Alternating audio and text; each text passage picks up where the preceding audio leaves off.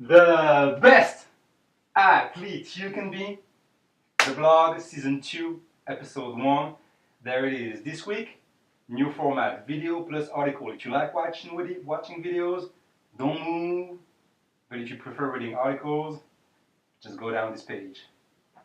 This week here, I'm going to tell you about my successes, failures, and lessons learned during the month of April. On April 19th was my first race of the season in Cannes on the French Riviera.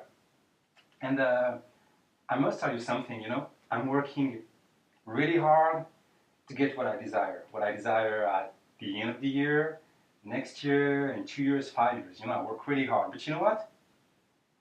I think, honestly, I think that the universe already wants me in April 2015 to experience success. He's even more in a hurry than myself. You know what? He cannot wait. But the thing is that to make me feel success in April 2015, the universe just put in place a crazy strategy I never thought it would be successful. So I'm going to tell you about this. It's the month of April.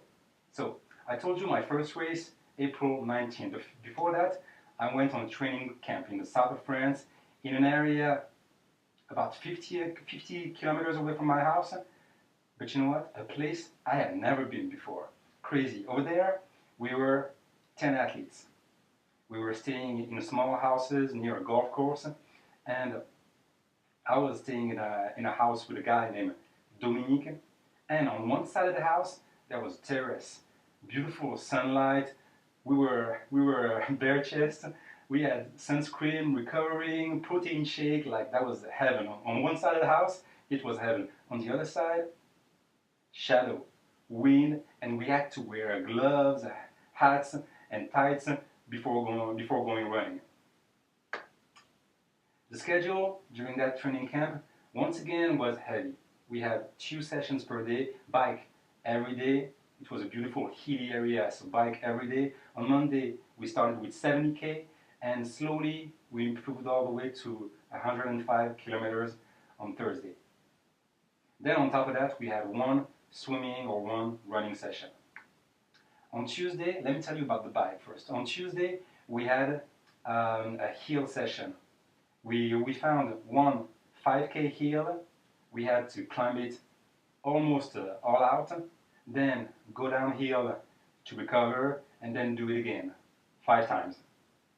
And like the other guys, I was pretty glad about the group we were, because when we were riding around the area, I was the last. I was the last rider. I was the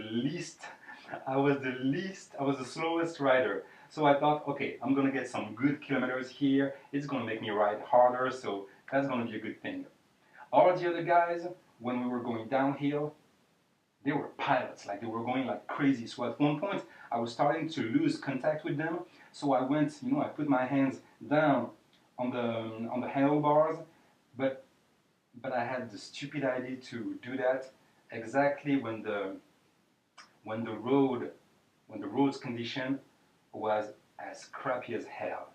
So you know what happened? I was down on my handlebars, and suddenly my front wheel started to shake exactly like that. Exactly just like my legs shook the first time I went on stage to do a speech in public.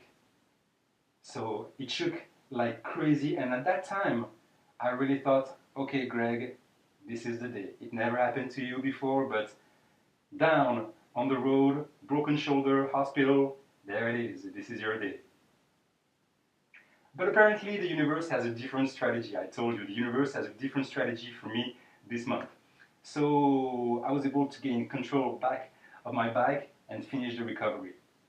Then, however, I might be a bit slower during downhills, but when it's time to go up, I'm the boss.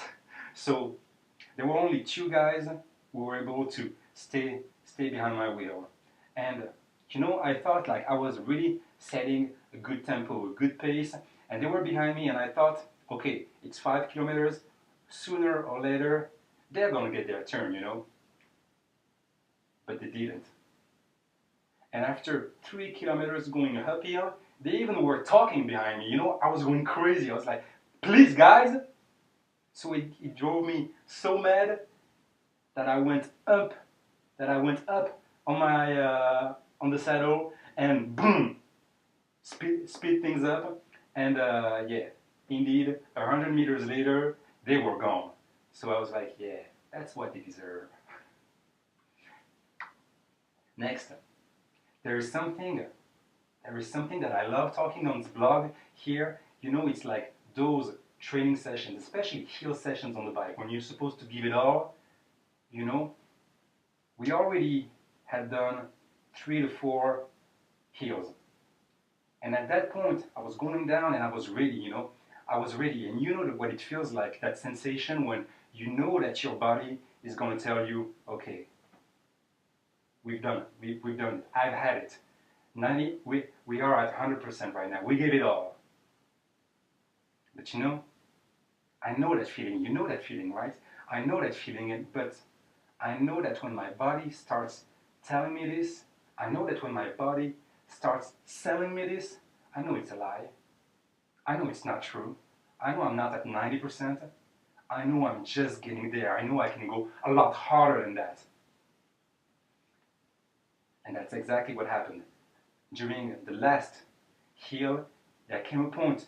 The two suckers in the back, they were still sucking on my wheels, you know.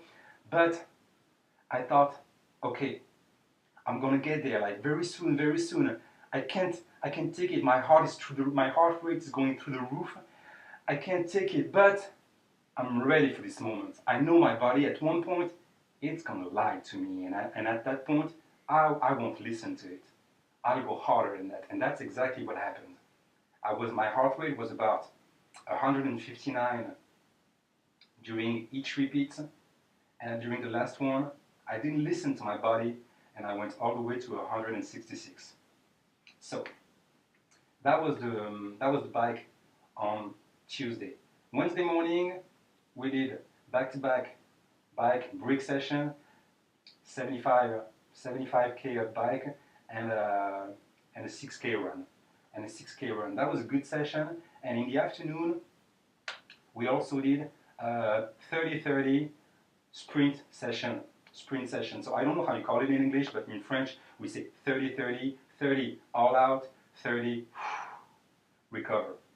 And so I know this session pretty well, and my coach puts it in my plan pretty regularly, and I control that session, you know. So I was even telling all the other guys, all the 9 other athletes, I was telling them, guys, go! Guys, stop! And in between, I was just going all out, you know, like running like a cheetah, you know. That's my symbol animal. So I was going all out, but we were supposed to do 15 reps, and during the 10th one, I was in front, everything was beautiful, but I felt some kind of micro tear, micro something in my calf, and I had to stop.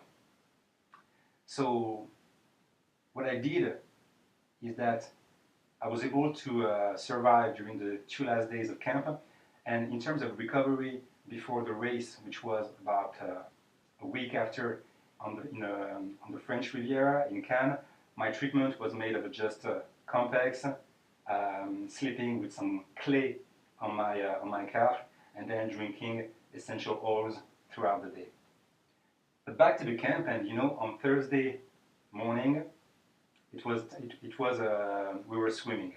We were in a beautiful outside pool, and we had all the pool for ourselves.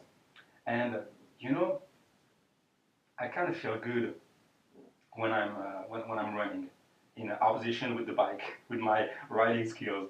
I kind of feel good when I'm running, but when I'm swimming, it's just like I feel like I'm on another planet, you know.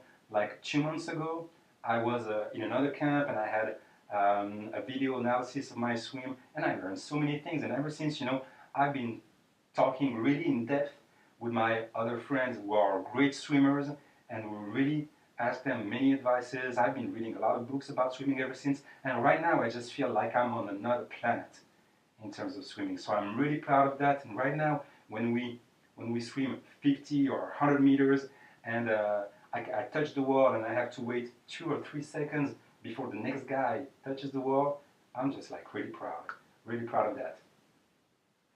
Next, Friday, it's the show of the week. It's time for the duathlon. During the training camp, the duathlon is made of a 1.5K run, then 6K bike ride, and you do it 5 times with the transition area every time. And so during the last training camp in the Canary Islands back in February, I finished 5th.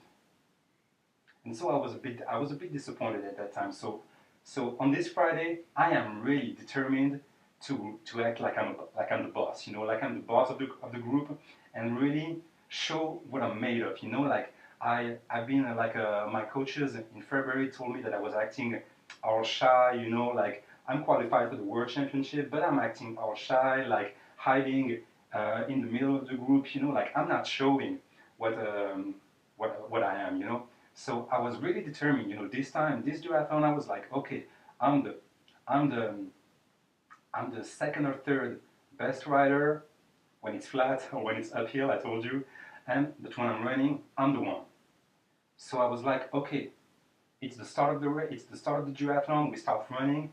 I'm not gonna pretend like and stay in the back, you know. I'm just gonna boom. I'm just gonna run like Alistair Brownlee during the first run, and we'll see what happens. And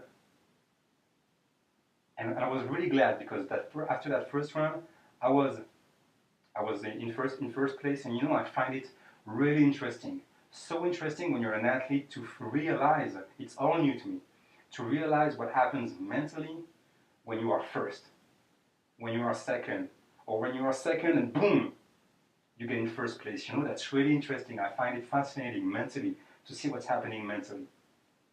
And then after that run, after acting like I was Alistair Brownlee for 4 minutes, I came to the transition area. First, getting my bike. First, off T1, and then I was kind of expecting it. Then 2 other guys, I was on my bars, you know, and 2 other guys came and overtook me. You know, I was expecting that because they were really good riders. The first one was just untouchable throughout the week. He was untouchable on the bike.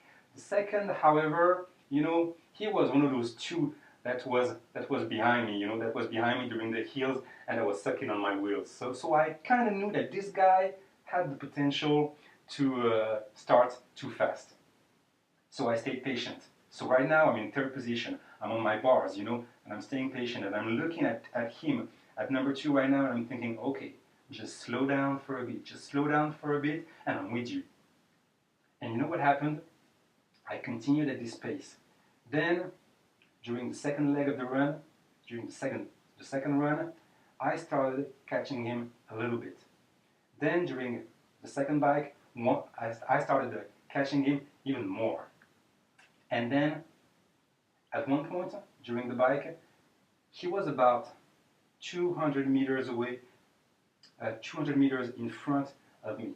And then suddenly I realized that he was not 200 meters away from me, but 190. And you know, when you're on your bike and someone is just 10 meters less in front of you, it's obvious. It's obvious, you can see it right away. So I saw that and I was like, okay boy, you're mine today. And so I started slowly, I continued being strong on my bike, and then when we got back to the transition area, he was about 30 meters away from me, 30 meters in front of me. And I started running, feeling super confident in my run. I started catching him, and then at one point, boom, I was right behind him, you know, and I was, at that point, you maybe know that feeling, but at that point when you catch someone back, and you know it's your strongest discipline, you just feel on top of the world. You just feel so confident.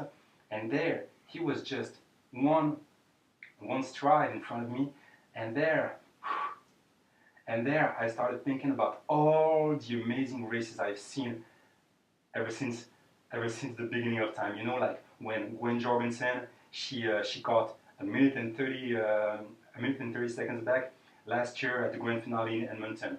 or that race when Chris McCormack at Hawaii, he's called back by one of the Raylock brothers, and then he's just acting, and then there is the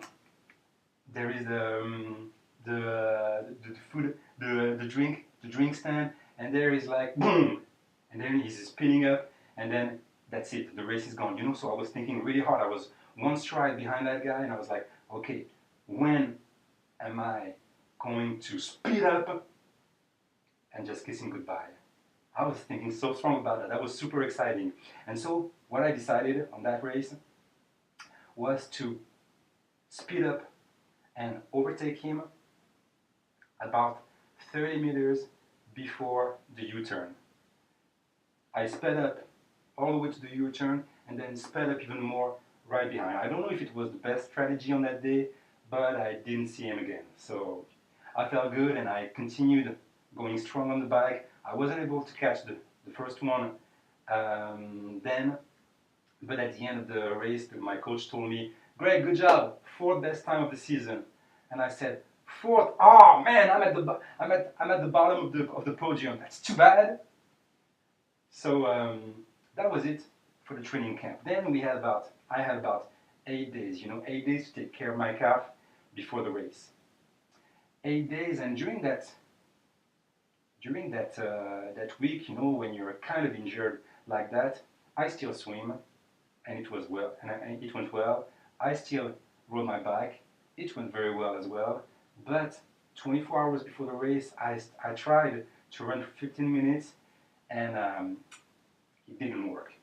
It didn't work. So I was like, man, what should I do? Should I even go there and race? What should I do?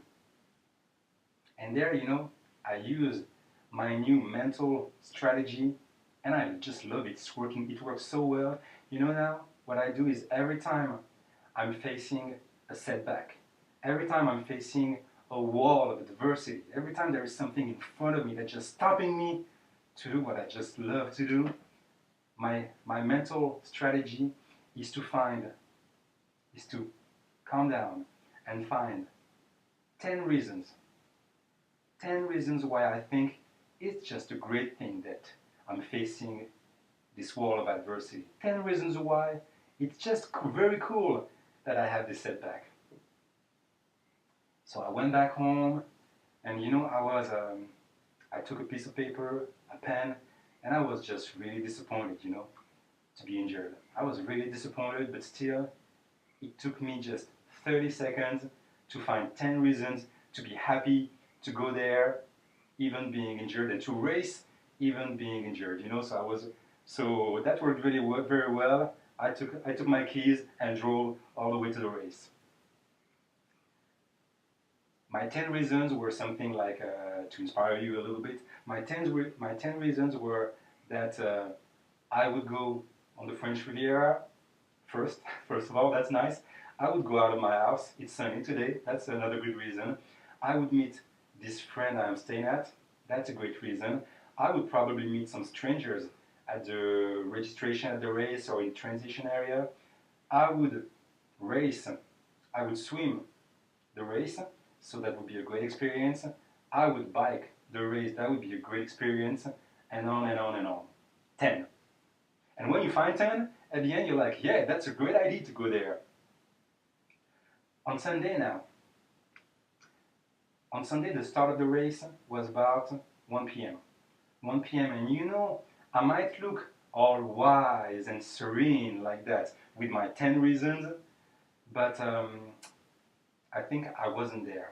Mentally, I wasn't ready. Psychologically, I was kind of weak. I felt kind of injured.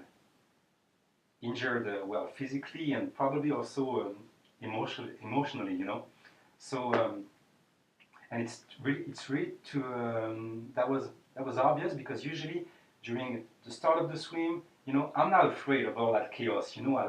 I really enjoy it. Like just diving and just not caring for anything in the world and just swimming hard. Usually I love it, but there I felt a bit overwhelmed.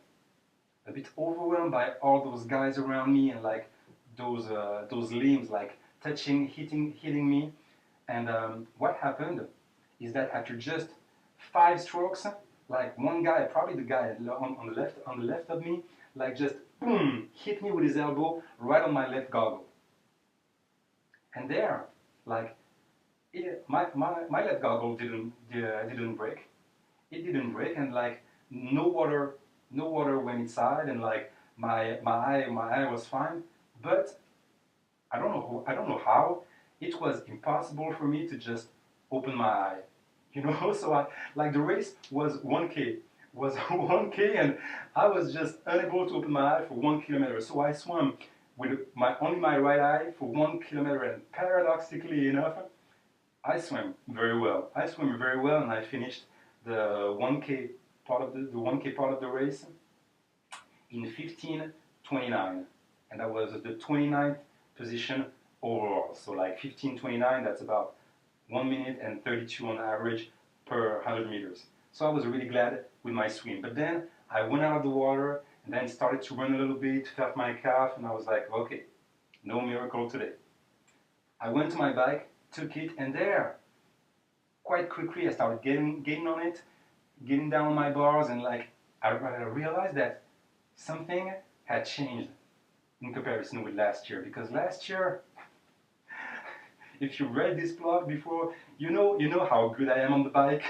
You know that usually as soon as I get on the bike, everybody passes me. Everybody, let's go, guys! It's Greg on the bike. Let's go! And but there, this time, I really felt like there was a difference because I was just riding, being solid and stable down on my bars, strong on the heels, and like there were only like a few riders overtaking me. So I really, once again, I felt like I had a great bike. Once again, as usual, like going downhill, like I don't know what happened, but some kind of breeze, some kind of air or wind went through my glasses. I was wearing some kind of new aero helmet on that day, and the breeze went through my lenses, and suddenly my eyes, I was downhill going at like 50 an hour. Suddenly my eyes became all teary, and I was just unable to see the road. And in addition, on that part of the race, the bike, it started to rain like crazy. So you know me, you know how positive I am. The first thing I told myself is, come on, rain. It's always a good experience to pilot a bike, to ride a bike under when it's raining. So I finished the bike. I finished the bike 40K in 1 hour and 25, and I finished the bike section 71st overall. So I wasn't really paying attention to my bike, but I dropped my bike at T2, put my shoes on. I was like, okay, let's try to run. We'll see what happens. And then I started running, and like I was feeling pretty good. And suddenly I realized that the second female athlete overtook me. And I was like, okay, so I must have done well. If the second female athlete is just overtaking me now, I must have done good so far.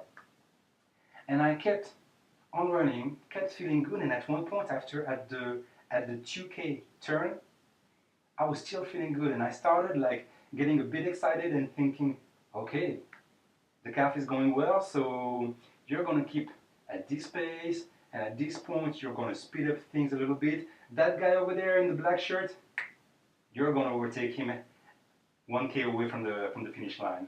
So I started doing like my film in my head, but suddenly my calf said stop. Stop! It's over. So there, I knew what it was. I barely tried to stretch my calf. It didn't work. So I told myself, okay, my strategy for the last 6K of the race actually is going to walk, give up, and go home. That's going to be my strategy. So I was walking all the way to the expo, back to the expo, and there were some people on the side telling me, "Oh, come on, you're gonna make it. Oh, just put your arm in the air and take a deep breath." As if I had a stomachache, or a stomach cramp or something. And I kept on walking for 20 minutes, and at one point I saw a judge. And I told her, hey, excuse me, I'm injured, I want to give up. Where do I go? And she told me, "Oh, just go to the, just go to your right, just go to the finish line." And I was like, "The finish line, but like this, like walking." And she said, "Yeah, yeah, yeah, sure, to the finish line." And I didn't even finish the run, you know. So, but I just had to go to the finish line. So I kept on walking like this, and there I was about 200 meters away from the finish line. There was the finish line, there was the red carpet, barriers on the side, and like hundreds of people like watching and clapping for the first male athletes who just arrived. I was just there walking, and suddenly the speaker took his mic and started screaming, "Ladies and gentlemen, it's amazing what's happening here. Look over there, number 1358. He's done everything. He gave everything he had, but still, he's gonna finish the race. Let's give him a round, let's give him a big round of applause." And there I was just walking, you know. And I was walking and I was like, on one side I was like, it was just funny, you know. It was just funny, but on one side I was like, come on, I didn't even finish the race, please. So I crossed the finish line, and apparently this is the plan, the strategy the universe had put in place so that I could feel success in April 2015. So if you too, you are experiencing something really bad right now, if you are experiencing a setback or a source of adversity, there is something that's really troubling you right now, that's really bothering you, and you have no idea why it's happening to you. You're a good guy, you're a good person, you're serious, you're motivated, you're working hard, like, but still, something bad is happening to you. Like, if that happens, just be a bit creative, a bit more, use your imagination a bit more, and be sure that there is a great reason why this is happening to you. And you know what happened last week? Last week I was enrolled, I was participating into the final round of the public speaking contest. It was the national final. And you know what? Like, you know, I'm the European champion, right? I said it probably 1,000 times on this blog already. So I was into this national final, and you know what happened? I could already picture myself like going to the European final in Portugal. I could already picture myself going to Las Vegas and go home with the trophy. You know, I thought I could win it all. I went to this national final, and you know what happened? I gave my speech and I just killed it. Everybody told me it was just awesome. My speech was a killer. And you know what happened? I finished fourth. Not even third, not even second. I finished fourth. You know what I did? Everybody was disappointed for me, you know. But you know what I did? Everybody was even angry about the judges' decision. They were all angry and disappointed for me. But you know what I did? I went back home and found 10 reasons why it's just amazing that I lost this contest. So if you're going through a rough time, 10 reasons. Keep it up, be strong, believe hard, and 10 reasons. Peace.